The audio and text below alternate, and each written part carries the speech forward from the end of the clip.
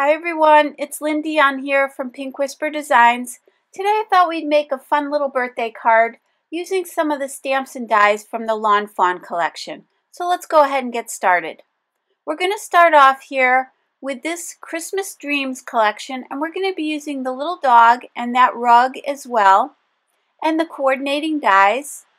And then from the Loads of Fun collection, we're going to be using the boxes of suds, the laundry basket, the little clothing there, and the washing machine, and again the coordinating dies. So I'm going to be using Strathmore Bristol Smooth 100-pound cardstock to do my stamping, and I've placed that paper in my Misty stamp positioner, and I'm going to be inking up these stamps using the VersaFine Onyx Black ink. So I went ahead and stamped those. And then I just cut these down to smaller sizes just so that they would run through my little Sizzix Sidekick machine. The only one that didn't fit in there is the washing machine, so I did run that through my Spellbinders Platinum machine. So here's the Sizzix Sidekick. This is the Tim Holtz machine, and I'm going to run all those little pieces through. So I have everything die cut. So now I'm going to use this Quilted backdrop die, which measures 4 1/4 by 5 1/2.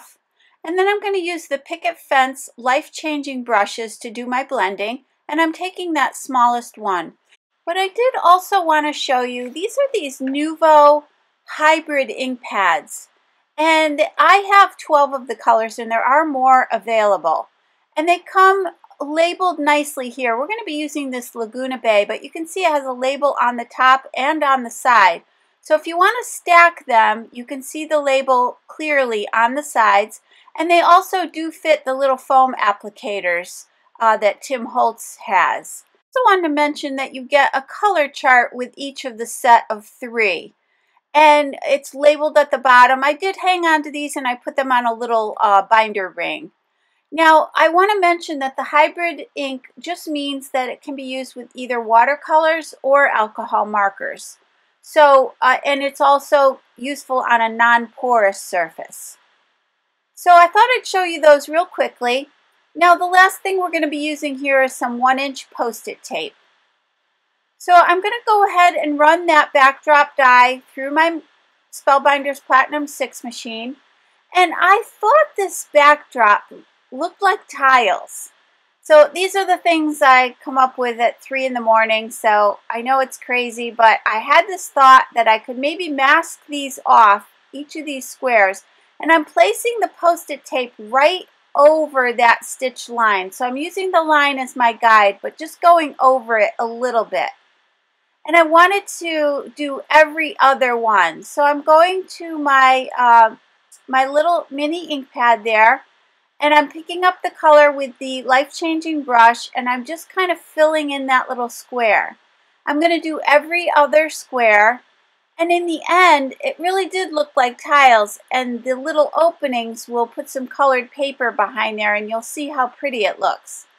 So although this is a little bit time consuming, once I got on a roll, got a little bit of a rhythm going, it went very quickly. I actually did another one as well. While I had it out, I figured I'd just do a couple of these. But you just want to move the tape for each little section here, and just do one section at a time. That worked best for me. You may come up with a different system, but I thought that worked well. And so I continued to do these, and you'll see here I'll show you one more.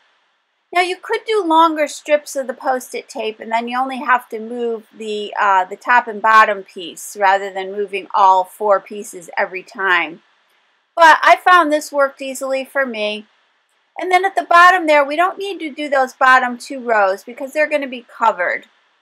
So there you can see my tiled background. And to clean off your life-changing brush, just get a clean towel and just rub it off a couple times, and that will take all the ink right off. So using the Lawn Fawn Raspberry cardstock in the 100-pound weight, and there you can see those little openings show through that cardstock, and it's going to give a really pretty effect. So I'm cutting this cardstock in half, so it's 4 1/4 by 11. And then I'm going to flip it around, and flipping that little piece at the end of my We Are Memory Keepers trim and scoreboard, that makes it into a scoring board. And now I'm going to score this at 5.5. I'm using my Lawn Fawn bone folder just to press that crease in place.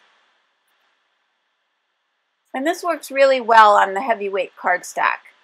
So now we have a top folding A2 size card, and this backdrop panel fits exactly on there. So now using the Lawn Fawn glue tube, I'm going to go ahead and put glue all around the back of this panel. And then I'm going to attach it to the card. And remember to keep the area we didn't do the tiling on at the bottom, the front bottom, because that's where we're going to put the wood grain. So this is the Knock On Wood Petite paper pad, and I'm going to be taking that lighter brown color of the wood grain, and I'm going to be cutting this at 4¼ by 1 inch. And that's going to create the floor for our little laundry room that we're creating. Now I wanted to take my ground espresso distress oxide, and I'm going to be adding a little bit of a shadow across the back part of the floor, kind of where the floor meets the wall. So I just went around and added that just along that top edge. And now I'm going to take the Lawn Fawn 1/4 inch double-sided tape, and I'm going to put 3 little panels of that on the back of this. And then I'm going to remove that backing, and I'm going to attach that to the bottom of the card. And you'll see that covers up that area where we didn't do any inking. So now with a little leftover piece of that same paper, I'm going to take the Sprinkled with Joy stamp set, and I'm going to be taking that little tray that's for the inside of the oven. And I'm going to again use my VersaFine Onyx Black ink pad, and I'm going to stamp that on the wood grain paper. And then I'm also going to die cut another one of those just out of the white Bristol Smooth cardstock. This one here I'm going to trim right around those black lines, so right up to the edge. And then I'm going to take my Life Changing brush and the ground espresso ink again and just do a little bit of that along that back edge, just like we did before. Now I'm going to take some of my double-sided tape. I'm putting that on the back of this little panel, and then I'm going to layer it back onto this white panel, and that's going to give us that white edge. And I'm going to do the same thing here for this little rug. I'm using the Nitpicky Petite paper pack, and I'm using that one there that looks kind of like a little bit of knit stitch pattern, and I'm going to stamp that one. And I'm also going to cut it right down to the edge there, right to that black line. And this time I'm going to take the Hickory Smoke Distress Oxide ink, and I'm going to do that along the back edge of this little rug as well. And now we had previously cut the white piece earlier, and so I'm going to attach these two together. I just decided I wanted that little rug to have a little texture to it. So that's why I decided that cardstock, and you can see how pretty that looks. Now using my Zig Clean Color Real Brush markers, I'm going to be using the light gray, the gray, and this blender pen. And I'm going to be coloring in my little washing machine here. So I'm starting off with the lighter color gray and adding the darker one. And then I'm using the blender here to blend this out. Now you could use a water brush here if you prefer. I kind of switch back and forth between the water brush and the blender, depending on, sometimes the water brush gets a little wet, but what is also nice about it is you can easily remove color. So either way I find works really well, and the best paper that I recommend for these is the Bristol Smooth cardstock. It just really allows you to blend these very easily with no trouble at all. And then when you want to remove some color, just have a scrap piece of paper handy, and you can just kind of dab off any excess ink that you're getting. And also use that scrap paper to clean off your marker in between colors. So I went ahead and did all 4 corners of the machine the same exact way. And I'm going to continue to blend this out using the lightest color first, then the darker shade, and then just pulling these 2 colors together. And you'll see that you get a really nice blending with this. What's fun now is these washing machines come in so many different colors. I actually couldn't decide what color to pick. I originally was going to do red and then like a burgundy red, and then I was going to do the teal. But I ended up deciding that with the teal tile backdrop, I just thought it might get too, I don't know, too many things going on. So I kept it kind of this sort of white gray tone.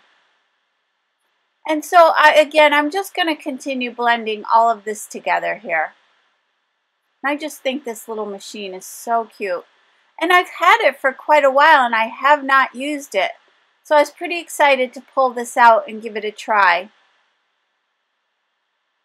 Now for that inside portion, I'm just going to kind of come in a little bit with the gray. I didn't want to color the whole center. I thought I'd keep the center, kind of white. And then just kind of give some highlights here. A little bit of the darker kind of on two opposite sides, and then I'm going to kind of pull that in towards the center. Again, keeping the center more or less white. Later on, I did decide later on that it needed a little bit of the blue color for the water, so I did come back in later, and I will show you that as we go along here. And again, for the bottom, I just added a little bit of the darker and the lighter and blend, kind of keeping the center the lightest. So now using the light blue and the turquoise green, I'm going to go ahead and color in those little knobs. Just kind of keeping the color off towards the side a little bit and then pulling it down.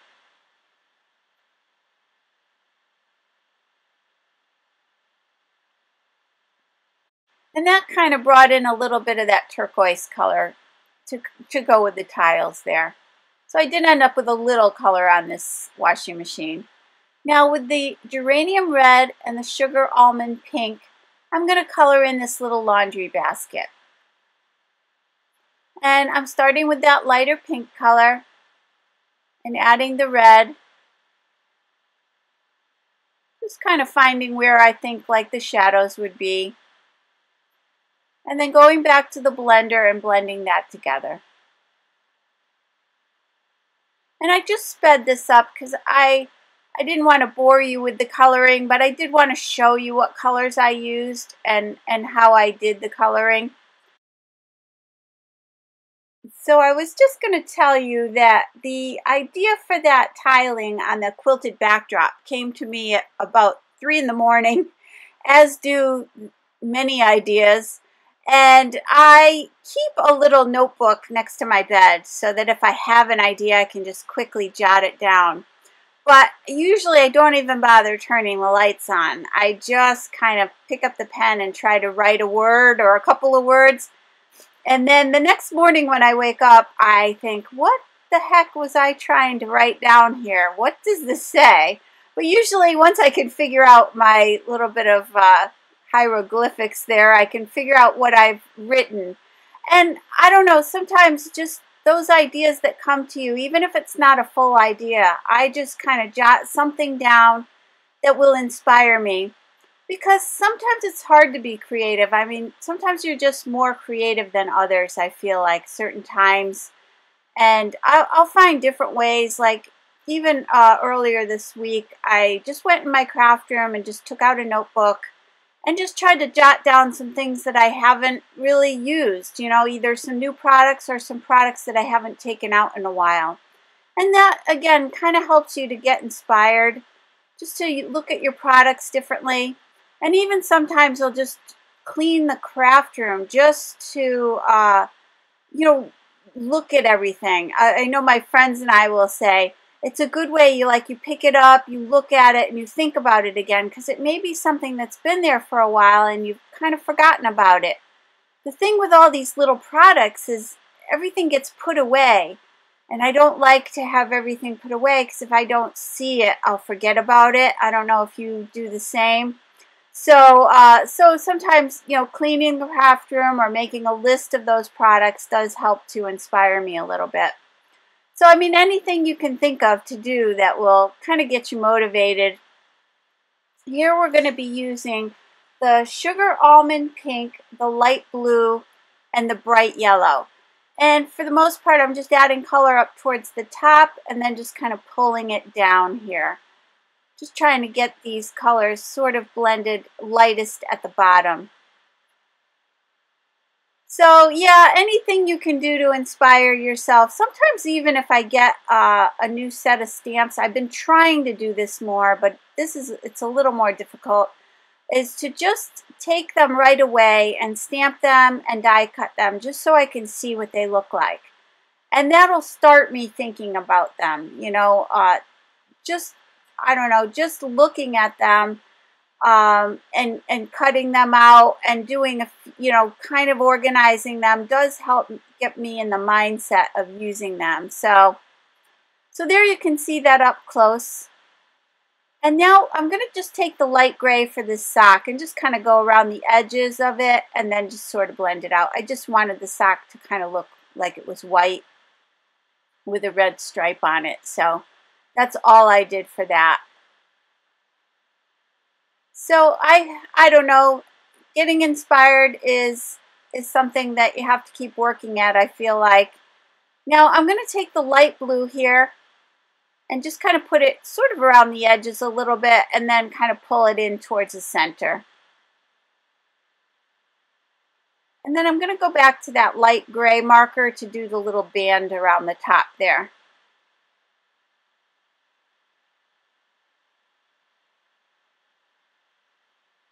So that takes care of those little items that are going to go in the washing machine there. Now for these little boxes of suds and the dryer sheets, I'm going back to the yellow, the bright yellow. Try to keep the colors all pretty much, you know, maybe a half dozen colors all totaled on this just to kind of keep it uniform. So I just did a little, those two, I colored them the exact same way. And then I'm just adding a little bit of that light gray to the corners of the boxes, just for a little bit of a shadow here.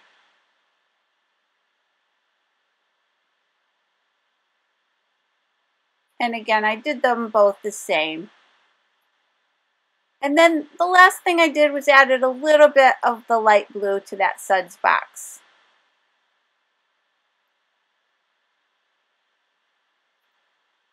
So you can see those up close there. Now for this little puppy, I decided to use two shades of brown, the beige and the mid brown. And then for the cheeks, the sugar almond pink. So I'm just going to blend the cheeks out a little bit first. I like to do the cheeks early on just so that I can make sure that I kind of avoid that area with the rest of the color.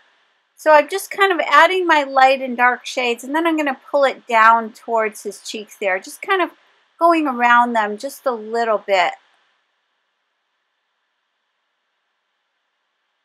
And then I'm using a circular motion to color in the little puppy here just to make it look more like fur.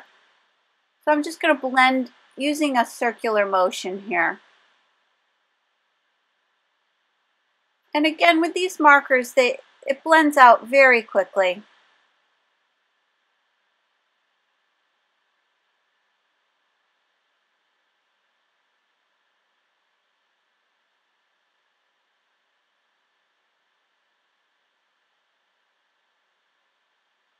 And I got a little extra color up under his chin there.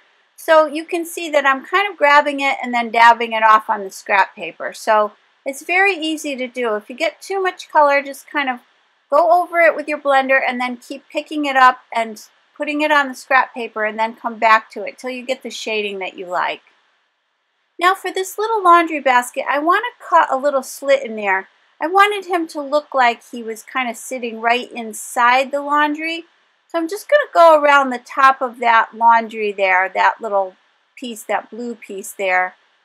Just create a little slit. I want his little chin to be resting on the laundry. So I thought I would cut this and then slide it right in there. Now I'm just going to take a little bit of the glue and just position that down for now.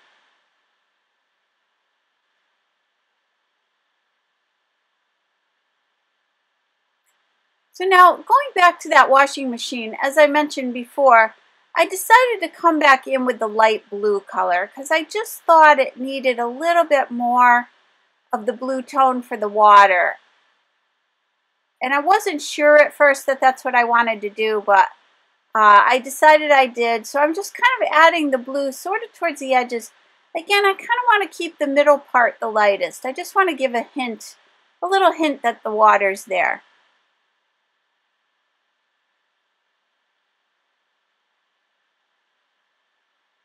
Now I'm going back to this set, Loads of Fun, and I'm going to take those little bubbles there.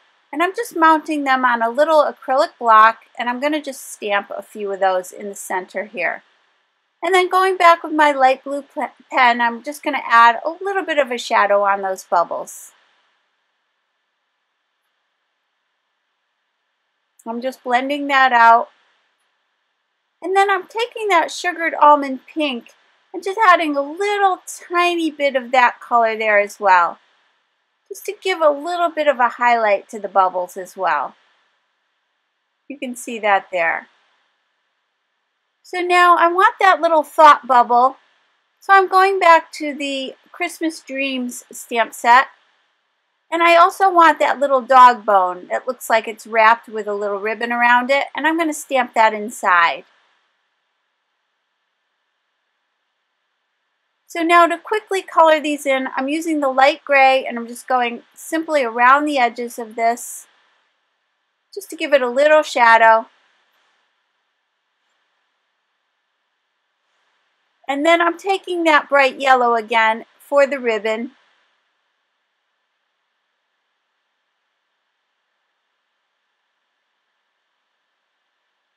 And then for the bone, I'm going to go back to that beige.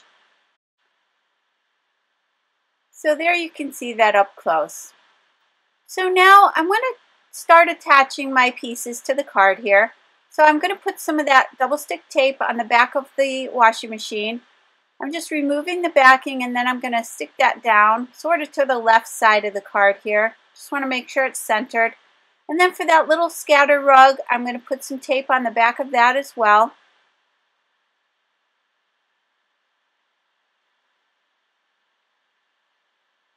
And I want that darker side to be towards the back there. And then for the little basket, I'm going to pop that up. So I'm going to be using the Gina K foam squares. These are the white foam squares. I'm just going to place a few of those along the back here.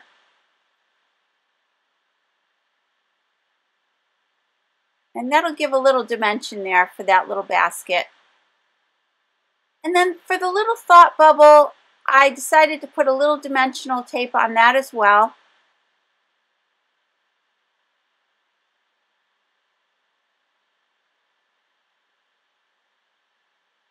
And now for the little laundry, I'm going to just kind of figure out where I want those to be.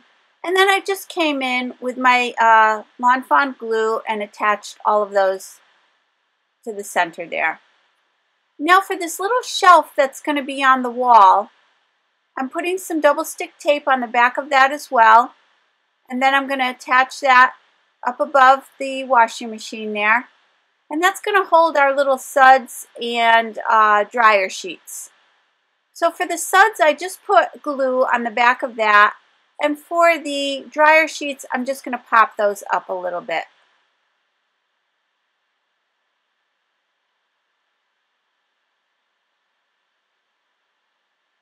Now for the inside of the card, I took Hope Your Birthday is Loads of Fun. And I went ahead and placed that in my Misty Stamp Positioner and stamped that down. And then I've decided to take the Nouveau Crystal Glaze, and I'm putting a little glaze on each of those little knobs on the washing machine there. And a few little dots of it on the suds box as well. So here you can see the completed card. We've got lots of dimension, and you can see how cute this is. He's dreaming of his little birthday gifts. So I hope you enjoyed today's video. If you did, please hit the like button and subscribe. And don't forget to visit me at pinkwhisperdesigns.com. Thank you so much, and have a great day. Bye-bye.